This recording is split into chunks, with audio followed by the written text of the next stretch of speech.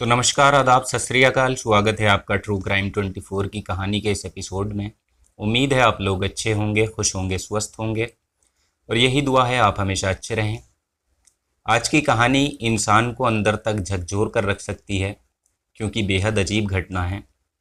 कहानी शुरू करूं उससे पहले आपको बता दूं, वीडियो को लाइक आप ज़रूर कर दें और चैनल पर अगर आप नए हों तो चैनल को भी सब्सक्राइब करें। और जो लोग हमें सपोर्ट कर रहे हैं और डेली हमारे एपिसोड देख रहे हैं, उन सभी लोगों का बहुत बहुत धन्यवाद।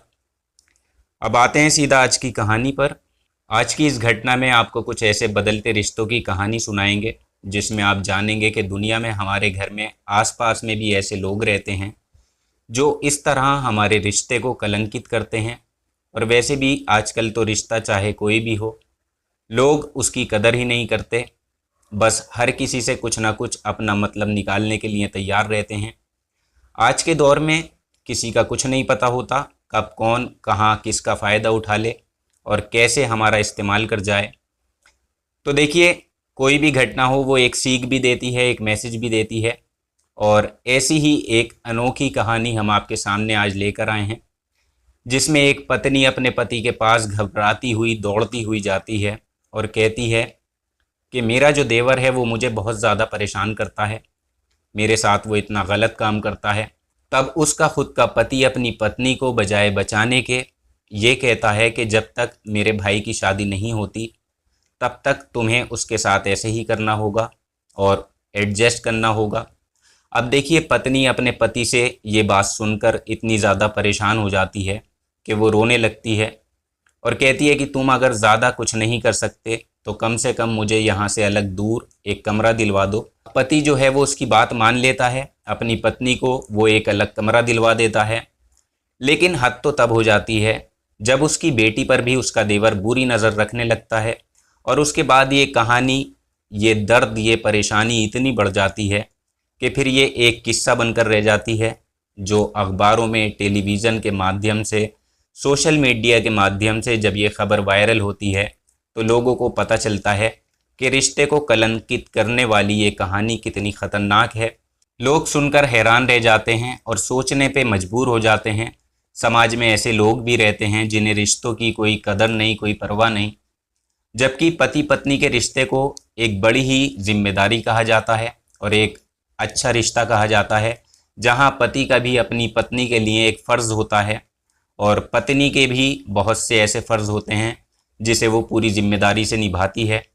मगर फिर भी आज के दौर में एक पत्नी, एक महिला, एक बहन, एक बेटी अपनी ज़िंदगी में बहुत ज़्यादा ऐसे उतार चढ़ाव देखती है जिसका कभी कभी वो सामना करने में भी हार मान लेती है, या यूँ कहें कि वो अकेली रिश्तों की कदर करते करते अपनी ही कदर को खो देती है, अपनी ही अस्तित्व को वो मिटा देती है। तो आज की जो सच्ची घटना मैं आपको सुनाने जा रहा हूँ, ये सच्ची घटना है उत्तर प्रदेश के ज़िले मुजफ्फरनगर की। और इसी ज़िले की एक नई मंडी का थाना लगता है। यहाँ की एक लड़की जिसकी धूमधाम से शादी होती है, सब कुछ ठीक चल रहा था, लेकिन 2018 में उसके पति की किसी हादसे में मौत हो जाती है। उसकी अपने पति से एक बेटी होती है जिसकी उम्र उस समय लगभग 7 साल के आसपास थी। छोटा सा इनका परिवार था, सब कुछ बहुत अच्छा चल रहा था। लेकिन अचानक पति के जाने के बाद, पति के गुजरने के बाद इन दोनों की ज़िंदगी जैसे कि रुक सी गई हो। इनकी ज़िंदगी में एक अंधेरा सा छा गया था। और पति की मौत के बाद जो उस लड़की को जानते थे, उसके रिश्तेदार या परिवार वाले, उन्होंने कहा कि कब तक तुम अपनी ज़िंदगी को अकेले ही बिताओगी, और ज़िंदगी बहुत लंबी है, इसलिए तुम एक नया घर बसाओ, अपनी बेटी के साथ और अपने दूसरे पति के साथ एक नई ज़िंदगी बिताओ, शादी कर लो। ये लोग उससे कहते हैं कि पुरानी ज़िंदगी को भुलाकर एक नई ज़िंदगी की शुरुआत करोगी तो तुम्हें सब कुछ अच्छा लगने लगेगा, तुम दोनों माँ बेटी अच्छे से अपना गुजारा कर पाओगी। तो जब ये बात कई बार वो लोगों से सुनती है और जब ये बात वो अपने परिवार वालों से भी सुनती है और लोग उस पर दबाव बनाने लगते हैं, तो तब कहीं जाकर वो शादी करने के लिए तैयार होती है। और आखिरकार 14 जनवरी 2021 को वो एक बड़े बिजनेसमैन से शादी करती है। और ये बिजनेसमैन हरियाणा के गुरुग्राम का रहने वाला था। इससे इसकी धूमधाम से शादी होती है। वो उसकी बेटी को भी अपना लेता है, जिसकी उम्र अब लगभग 11 साल के आसपास हो चुकी थी। और इन दोनों की शादी पूरे रीति रिवाज के साथ हो जाती है और वो बिजनेसमैन व्यक्ति इसको अपने साथ गुरुग्राम अपने शहर लेकर चला जाता है। और शुरुआत में इन लोगों के बीच सब कुछ ठीक चल रहा था, लेकिन एक दिन उसका पति सौरभ उससे कहता है कि रुचि, हम दोनों को एक बड़ी पार्टी में चलना है, तुम आज अच्छे से तैयार हो जाना। और देखिए, जब अपनी नई ज़िंदगी में इसने प्रवेश किया था, कदम रखा था, इस नए इंसान से जब ये मिली थी, तो तब तक उसकी ज़िंदगी में कोई ऐसी बात नहीं हुई थी जिससे उसको अपने दूसरे पति पर कोई शक हो, क्योंकि इनके रिश्ते में एक गहराई आ चुकी थी। और इसलिए जब इसको पता चला कि शादी के बाद इसका पहला दिन था जहां बाहर इन दोनों को साथ में एक पार्टी में जाना था, तो तब ये दोनों 5 स्टार होटल के अंदर उस पार्टी में पहुंचते हैं और देखते हैं कि उसमें और भी कई सारे जोड़े थे जो अपनी अपनी पत्नियों के साथ आए हुए थे। पार्टी बड़ी शानदार चल रही थी, ये दोनों अच्छा एंजॉय करते हैं। और सब कुछ निमटने के बाद जब पत्नी अपने पति को थैंक्स कहती है, तो वो कहती है कि मैंने सपने में भी नहीं सोचा था कि मुझे कभी तुम एक ऐसी अच्छी जगह पर लेकर आओगे। मगर इसके बाद जैसे जैसे वक्त आगे बढ़ा, पार्टी में मज़ा आने लगा और तभी उसका पति उसके आगे हाथ जोड़कर गिड़गिड़ाते हुए कहता है कि आज तुम मेरी इज्जत रख लेना, जो भी यहाँ होता है उसके अंदर तुम खुद को एडजस्ट करने की कोशिश करना, उस पर कोई विरोध रोक टोक तुम्हें नहीं करनी है। और देखिए, पत्नी यहाँ थोड़ा सा सोच में पड़ जाती है कि आखिर उसका पति ये सब बातें उससे क्यों कर रहा है। उसे बिल्कुल भी इस बारे में कुछ पता नहीं था, उसे ज़रा भी अंदाज़ा नहीं था कि आगे उसके साथ ऐसा क्या होने वाला है। वो सिर्फ एंजॉय कर रही थी। सभी लोग जिस तरह से कोल्ड ड्रिंक पी रहे थे, वहाँ पर शराब भी पी रहे थे और इधर उधर अपने खाने में मस्त थे। तो वहीं उसकी पत्नी को भी इसी बीच एक ऐसी कोल्ड ड्रिंक दी जाती है जो कोल्ड ड्रिंक नहीं बल्कि नशीली ड्रिंक थी, जिसको पीते ही रुचि तुरंत बेहोश हो जाती है। और बेहोशी की हालत में उसे पता ही नहीं होता कि उसके साथ क्या हुआ। इसके बाद जब अगले दिन उसकी सुबह आँख खुलती है तो वो होटल में एक कमरे में होती है जहाँ कोई गैर व्यक्ति उसके साथ मौजूद था और जो कि अपने कपड़े पहन रहा था और उसी टाइम इसकी आँख खुली थी। इससे उसने साफ अंदाज़ा लगा लिया कि ज़रूर उसके साथ कुछ ना कुछ पहले गलत हुआ है और रात में उसके साथ कोई घटना ऐसी ज़रूर घटी है। और यही बात जब उसने अपने पति के पास दौड़ते हुए जाकर बताई कि रात मेरे साथ किसी ने कुछ गलत करने की कोशिश की है, तभी उसका पति कहता है कि मैंने जो तुमसे कहा था तुम्हें कुछ नहीं बोलना है, सिर्फ एडजस्ट करना है, और वो मैंने इसलिए कहा था जो भी है उसको चुपचाप करती जाओ, क्योंकि वरना मेरा बिजनेस जो है वो ठप हो जाएगा। और इस तरह की पार्टियां ये बड़े लोगों में एक आम बात है, तो तुम भी इसको ज़्यादा गहराई से मत सोचो, इस पर ज़्यादा गौर मत करो, सिर्फ अच्छे से अपने वक्त को एंजॉय करो। बस थोड़ा बहुत तुम्हें एडजस्ट करना होगा, बाकी हर चीज़ में तो तुम्हारे साथ मैं खड़ा ही हूँ। अब सोचने वाली बात ये थी कि पति ने शुरुआत से ही अपनी पत्नी को कुछ इस तरह से इमोशनली ब्लैकमेल किया, जिसके आधार पर ही वो पत्नी कुछ नहीं कर पाई, क्योंकि वो उसके साथ एक रिश्ते में बंधी हुई थी, उस पर भरोसा करती थी और उसी रिश्ते को ध्यान में रखते हुए अपनी पत्नी की इज्जत को बरकरार रखना चाहती थी। और देखिए कितनी अजीब बात है, उसके साथ इतनी बड़ी घटना हो चुकी थी मगर वो फिर भी अपने पति का मान रखना चाहती थी। मगर उसे ये नहीं पता था कि उसकी इज्जत को नीलाम करने वाला उसका पति ही है और आगे जो उसके साथ होने वाला है उसने सपने में भी नहीं सोचा होगा। इसलिए वो कोई विरोध नहीं कर पाई और देखते ही देखते जब ये सिलसिला बढ़ता जाता है तो इसकी संख्या भी बढ़ जाती है।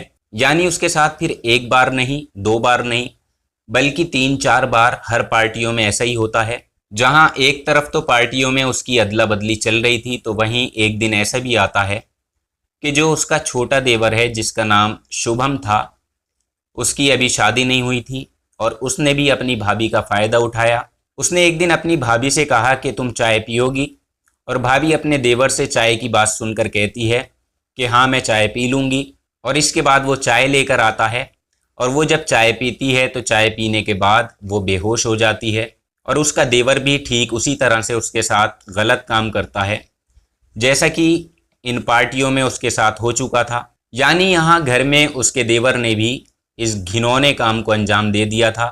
अब वो समझ गई थी, हो ना हो उसके पति ने ही उसको कुछ ऐसी चीज़ पिलाई है जिसकी वजह से उसे बहुत ज़्यादा नशा हो चुका था और नशे के चक्कर में ही उसके देवर ने उसके साथ घिनौना काम कर दिया, उसके साथ बुरी तरह से संबंध बनाए। और देखिए उसकी ज़िंदगी में ये सब कुछ पहली बार था कि उधर पार्टी में भी उसके साथ ऐसा हो रहा था और यहाँ घर में भी देवर जो कुंवारा था, जिसकी अभी शादी नहीं हुई थी, तो वो भी जब उसका मन करता था तब उसके साथ ऐसा ही काम करता था और अपने मन को बहलाता था, अपनी हवस मिटा रहा था। रुचि बहुत ज़्यादा इन सब चीज़ों से तंग आ चुकी थी और जब उसने देखा कि ये सब तो उसका बहुत ही बुरी तरह से इस्तेमाल कर रहे हैं, तो उसने इस बात का विरोध करना शुरू कर दिया और अपने पति से कहा कि तुम्हारे भाई भी मेरे साथ ऐसी घिनौनी हरकत कर रहे हैं और तुम कैसे पति हो जो ऐसी गंदी हरकत करना बर्दाश्त कर रहे हो। तुम्हारी पत्नी के साथ ही इतना गंदा और इतना घिनौना काम हो रहा है। तुमने पार्टियों में ले जाकर भी मेरे साथ धोखा किया, मुझे गैर मर्दों से शेयर कर दिया। अब बहुत हुआ, मैं ऐसा माहौल बिल्कुल बर्दाश्त नहीं कर सकती और ना ही मैं ऐसा कोई काम करूँगी। और सख्ती के साथ जब ये सब कुछ बात अपने पति से वो करती है तो वो उससे साथ में ये भी कहती है कि तुम मुझे एक अलग कमरा दिलवाओ। और तब उसका पति कहता है देखो ये मेरा छोटा भाई है, तुम्हारा देवर है, इसका भी पूरा हक बनता है। जब तक इसकी शादी नहीं हो जाती तब तक तुम्हें इसके साथ भी ऐसे एडजस्ट करना होगा जैसे कि एक पति के साथ करते हैं। जब भी वो कहे तुम्हें उसके साथ भी ऐसे ही वक्त बिताना है। लेकिन इस बात पर पत्नी साफ इनकार कर देती है कि मैं ऐसा बिल्कुल नहीं करूँगी। मगर पति जब उसका विरोध करने की ये बातें सुनता है तो वो थोड़ा वक्त के लिए उस पर रहम खाता है, क्योंकि उसे कहीं ना कहीं डर भी था। और वो उससे कहता है ठीक है मैं तुम्हें अलग कमरा भी दिलवा दूंगा। और वो वैसा ही करता है, उसे कमरा दिला देता है और उस कमरे में वो अपनी बेटी के साथ अकेले खुशहाल ज़िंदगी जीना शुरू कर देती है। और हद तो तब हो जाती है जब देवर ने उसको वहाँ भी नहीं छोड़ा, वो वहाँ पर भी आना जाना शुरू कर देता है। और एक दिन सिलसिला इतना बढ़ जाता है कि संबंध बनाते बनाते वो अपनी भाभी से कहता है जो तुम्हारी बेटी है ये बहुत ज़्यादा सुंदर है, बहुत ज़्यादा खूबसूरत है, जब ये बड़ी होगी तो कितनी अच्छी लगेगी। यानी वो इस तरह की मीठी मीठी बातें करता है। मगर भाभी अब क्योंकि उसकी तरकीबों को समझ चुकी थी, ये बात उसको बहुत ज़्यादा नागवार गुजरती है, क्योंकि अब उसकी बेटी का सवाल था। और वो गुस्से में आती है, वो अपने पति से कहती है कि अब तक जो हुआ सो हुआ, लेकिन अगर मेरी बेटी की तरफ किसी ने भी आंख उठाकर देखा तो अंजाम जो होगा वो बहुत बुरा होगा। वो उसको पुलिस स्टेशन में जाकर रिपोर्ट कराने की धमकी देती है। और देखिए जैसे ही वो फैसला ये करती है और 25 अप्रैल 2022 को वो नज़दीकी गुरुग्राम पुलिस स्टेशन जाती है, तो रास्ते में कुछ लोग, कुछ गुंडे उसको पुलिस स्टेशन पहुंचने से पहले ही रोक लेते हैं, किडनैप कर लेते हैं और ले जाकर उसी के पति के हाथों में सौंप देते हैं। और पति उसकी खूब पिटाई करता है, उसे मारता है। और जहां अभी तक उसकी ज़िंदगी जो थी वो बुरी तरह से चल रही थी, तो अब ये पति उसकी इस बात से बहुत ज़्यादा चिढ़ जाता है कि अब ये अननेचुरल तरीके से उसके साथ संबंध बनाता है और आए दिन किसी न किसी बात पर उसको टॉर्चर भी करने लगता है। और इसी बीच एक दिन वो ऐसी हालत में अपनी पत्नी और उसकी बेटी को मुजफ्फरनगर के बाईपास पर छोड़कर चला जाता है। यानी जब तक उसके बस में होता है तब तक वो उसे खूब इस्तेमाल करता है, उसका फ़ायदा उठाता है, उससे अपनी हर ख्वाहिश को पूरा करता है। यहाँ तक कि अपने छोटे भाई की भी ख्वाहिश को वो अपनी पत्नी से पूरा करवाता है। और जब ये सब कुछ रुचि वापस अपने घर आकर अपने परिवार वालों को अपनी परेशानियाँ, अपना दर्द, अपनी जो दुख भरी कहानी है अपने घर वालों को सुनाती है, तो सुनकर उनके भी रोंगटे खड़े हो जाते हैं। और जब ये पुलिस के पास जाती है तो पुलिस वाले इसकी रिपोर्ट दर्ज नहीं करते। वो कहते हैं कि देखो हमारा इस इलाके से जो है वो मतलब नहीं है, ये हमारा क्षेत्र नहीं है, इसलिए हम यहाँ पर आपकी एफआईआर दर्ज नहीं कर सकते। इसलिए आपको वहीं जाकर एफआईआर दर्ज करानी चाहिए जहाँ का ये व्यक्ति है, जहाँ का ये मामला है। तब पुलिस के इतना कहने पर ये महिला यहाँ से सीधे ACGM फर्स्ट कोर्ट में जाती है और जहाँ पर जज के सामने अपनी सारी परेशानियाँ बयां करती है, अपनी दुख भरी कहानी को सुनाती है। और तब जाकर नई मंडी चौकी इंचार्ज से कोर्ट कहता है कि इस लड़की का मुकदमा दर्ज कीजिए। तब नई मंडी चौकी इंचार्ज सुशील सैनी कोर्ट के आदेश के बाद IPC की धारा 376, 307, 323, 504 और 506 में ये मुकदमा दर्ज कर लेते हैं। और इस मामले की जांच करने के बजाय कहते हैं कि इस मामले को हम गुरुग्राम थाने में ट्रांसफ़र कर देते हैं। और ये मामला कोर्ट में है और अपने इस केस को वो महिला अब भी लड़ रही है। तो दोस्तों, ये थी आज की कहानी, एक बेहद अजीब कहानी जिसमें एक पति ने ही अपनी पत्नी का इतनी बुरी तरह से इस्तेमाल किया, खुद भी किया और औरों से भी कराया। तो कहानी के बाद वही सिलसिला। एस कुमार जी हैं जो प्रतिदिन एपिसोड देख रहे हैं, तो बहुत बहुत धन्यवाद। करीम लाला जी हैं और गुलाबो जी हैं, गुलाबो जी बहुत बहुत शुक्रिया, धन्यवाद। दीपक कुमार जी हैं, बालकृष्ण जी हैं, रविंदर जी हैं और यूएसए से ये डेली एपिसोड देखते हैं, तो बहुत बहुत धन्यवाद, दिल से धन्यवाद।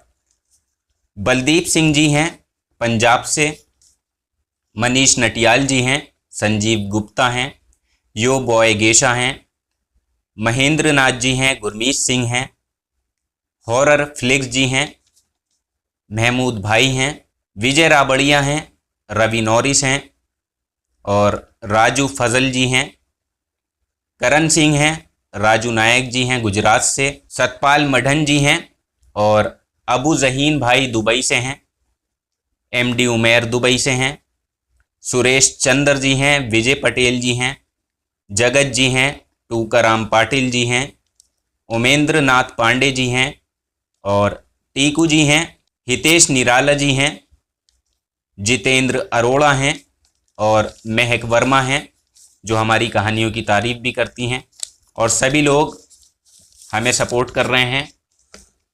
तो आप सभी तमाम लोगों का दिल से बहुत बहुत धन्यवाद, शुक्रिया। तो आज के एपिसोड में इतना ही। कल आपसे फिर मुलाकात होगी किसी नई कहानी में। और हमेशा याद रखिएगा, आप में और क्राइम में सिर्फ इतनी दूरी है कि आप कितना सतर्क हैं। कल किसी नई घटना में आपसे मुलाकात होगी, तब तक आप अपना ख्याल रखें, अपनों का ख्याल रखें, सतर्क रहें, सुरक्षित रहें, सावधान रहें। जय हिंद, वंदे मातरम।